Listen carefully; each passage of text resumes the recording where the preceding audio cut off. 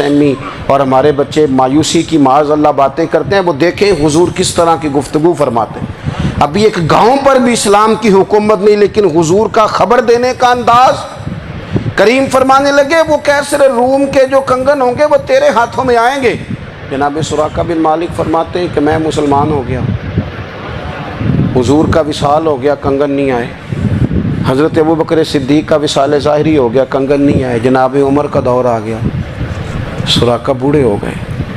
कोई बंदा पूछता ना कि अब तो उम्र ढल गई है, ज़िंदगी का पता नहीं। कहने लगे नहीं मैं नहीं जाता,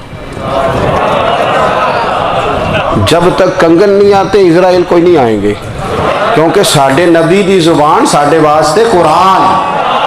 जो दिन को कह दिया दिन है तो दिन निकल आया, जो शब को कह दिया शब है तो रात हो के रही।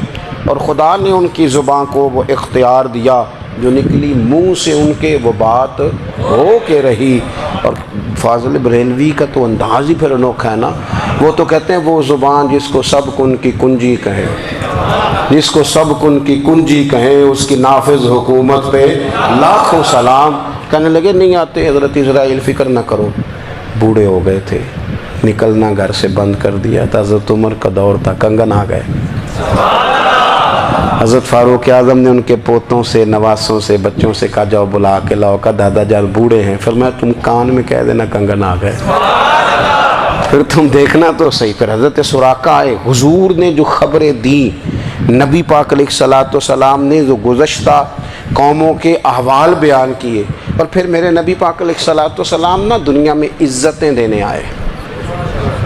इज़्ज़तें, ये मिजाज हमें कम करना चाहिए। ये जो हम सारी ज़िंदगी इस काम में लगा देते ना, किसी को नीचा कैसे दिखाना है, ये अंदाज़ हुजूर ने नहीं हमें दिया।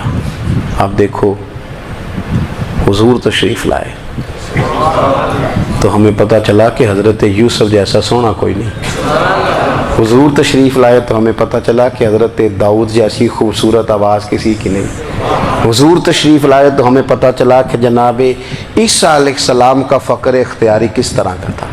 महबूब तशरीफ़ लाए तो हमें पता चला कि हज़रत मूसा का जलाल किस तरह का था। ये तो हुजूर आए तो नबी पाक अलैहिस्सलाम ने उसकी भी अज़मत बयान की, उसकी भी शान बयान की। हुजूर ने बताया कि अबू बकर सिद्दीक़ की शान क्या है, फ़ारूक आज़म का मर्तबा क्या है, उस्मान गनी की हया क्या है, मौला अली की शुजाअत क्या है, अहले बैत नबुव्वत की अज़मत क्या है। हुजूर आए इज़्ज़तें देने। माँ को इज़्ज़त दी मदीने वाले रसूल ने। कहा जिसका बाप राज़ी हो गया उसका रब राज़ी हो गया। फरमाया जो 2 बेटियाँ, 3 बेटियाँ, 4 बेटी बहनें या 1 बेटी या बहन ब्याह के आ गया ना, इस तरह मेरी 2 उंगलियाँ जुड़ी हुई हैं, मेरे साथ जुड़ के जन्नत में जाएगा। रसूल करीम सल्लल्लाहु अलैहि वसल्लम ने इज़्ज़त दी, इज़्ज़त दी। हुजूर इज़्ज़तें देने, कोई एजाज़ नहीं। अनपढ़ बंदा है, सादा है, गरीब है, मजदूरी करता है, हाथों पे छाले, या रसूल अल्लाह इसका भी कोई एजाज़ है? कुर्बान जाएं, मेरे करीम ने इज़्ज़त दी। फरमाया मेहनत करके रोज़ी कमाने वाला तो अल्लाह का दोस्त है। ये ईंटें उठाने वाला, ये मुशक्क़तें करने वाला, ये सुबह दिहाड़ी पे जाने वाला, ये बेचारा जो अचार से रोटी खाता है, तूने हर शख्स की किस्मत में ये इज़्ज़त लिखी और आखिरी खुतबे की सूरत में वसीयत लिखी। रसूल करीम ने हर बंदे को एजाज़ दिया, अज़मतें दी। हुजूर इज़्ज़तें देने आए, नबी पाक अलैहिस्सलाम ने एजाज़ात दिए, हुजूर ने नवाजा।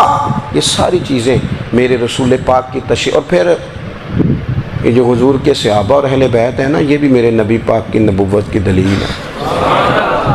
इतनी जल्दी इनकलाब आया नहीं करते। वो कल तक जो रहज़न थे हुजूर ने रहबर बना दिए।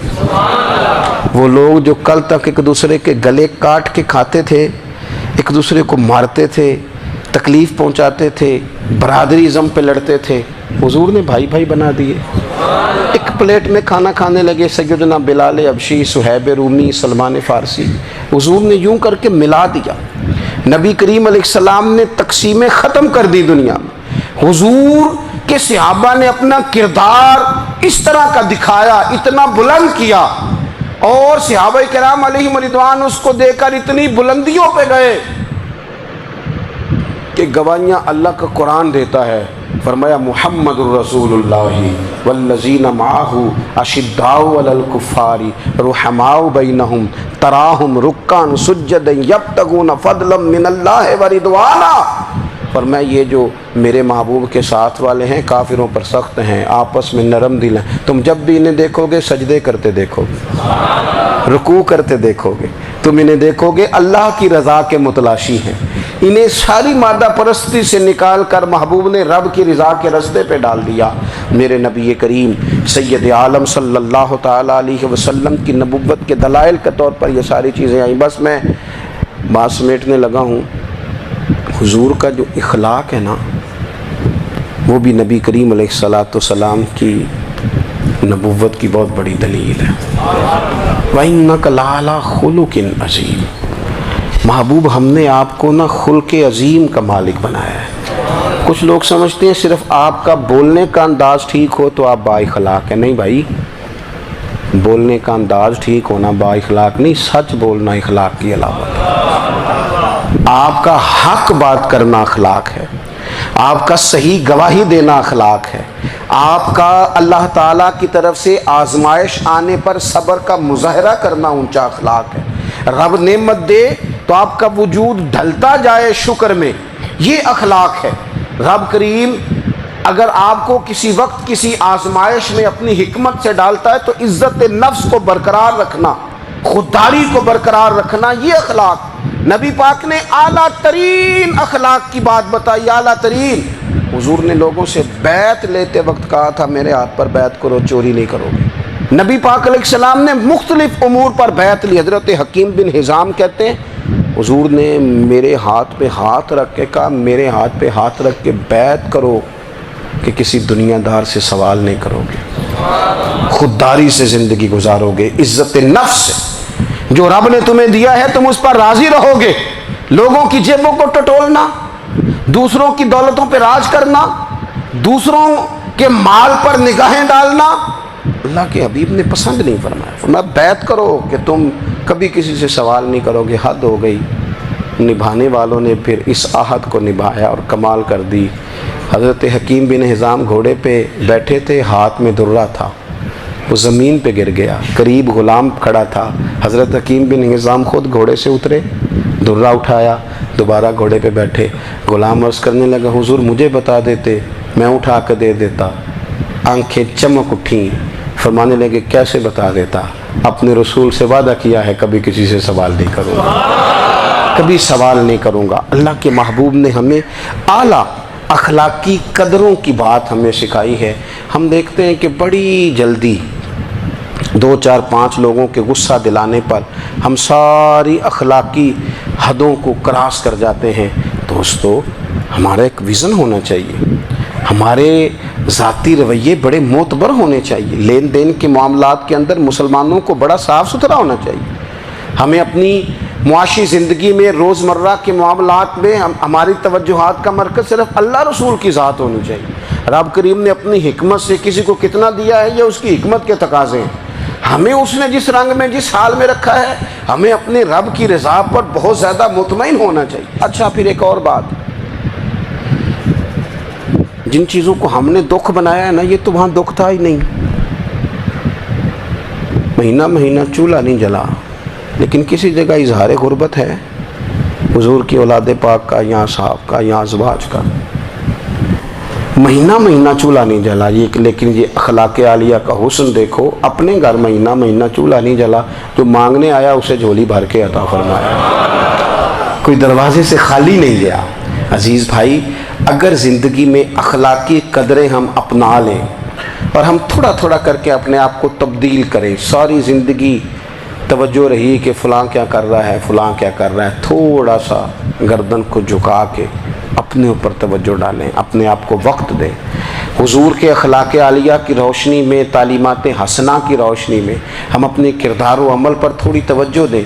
इस वक्त बहुत बड़ी तादाद में उम्मत मुस्लिमा है और ऐसा नहीं है कि दौलत नहीं है, दौलत से भी सरशार हैं। हमारे यहाँ बड़े बड़े इंजीनियर हैं, बड़े बड़े डॉक्टर हैं, लेक्चरार हैं, हमारे पास बड़े बड़े हॉस्पिटल हैं, बड़ा कुछ है। लेकिन किरदार व अमल के बादशाह अपनी ज़िंदगी तक़वे की रोशनी में गुजारने वाले उन लोगों की तादाद कम है। अगर कोई आज भी सारे काम नेक करे लेकिन जायदाद में से बेटी का हक रख जाए तो फिर उसने क्या मिलाद मनाया। अगर आज भी जो 2-4 लोग बेचारे उसके ज़ेरे दस्त हैं, मुलाजमीन हैं, उनके साथ उसका रवैया इंतहाई सख्त हो तो उसने क्या मिलाद मनाया। अगर आज भी वो बरादरीज़म की बुनियाद पर दोस्तियाँ करे और छोटे बड़े की वो तकसीम रखे, जिसे हुजूर ने फरमाया कि कबीले तो तारुफ के लिए, वरना किसी अरबी को अजमी पर, गोरे को काले पर कोई फजीलत नहीं। अगर कोई आज भी इस बरादरीज़म का कायल है फिर उसने क्या मिलाद मनाया। अगर कोई शख्स आज भी अपने आप को मादा परस्ती में पूरी तरह धकेल चुका है और रज़ा इलाही का मुसाफिर नहीं बना तो उसने क्या मिलाद मनाया। अपनी तबीयतों में रूहानी तब्दीली और वो ख़ास अफ़कार जो हुजूर अपने ग़ुलामों में पैदा फरमाते उन अफ़कार को पैदा करना, सोचों को बदलना, सोचों को, नज़रियात को बदलना, अपने रोज़मर्रा के मामलात का जायज़ा लेना कि हम किस तरह आगे बढ़ सकते हैं और किस तरह हम एक बेहतरीन उम्मती और एक बेहतरीन मुसलमान बन सकते हैं, इस पर तवज्जो देना ये मिलाद हमें सबक देता है। अल्लाह ताला मुझे और आपको अमल की तौफीक अता फरमाए। आखिर दावा या अनिल हम्दुलिल्लाह।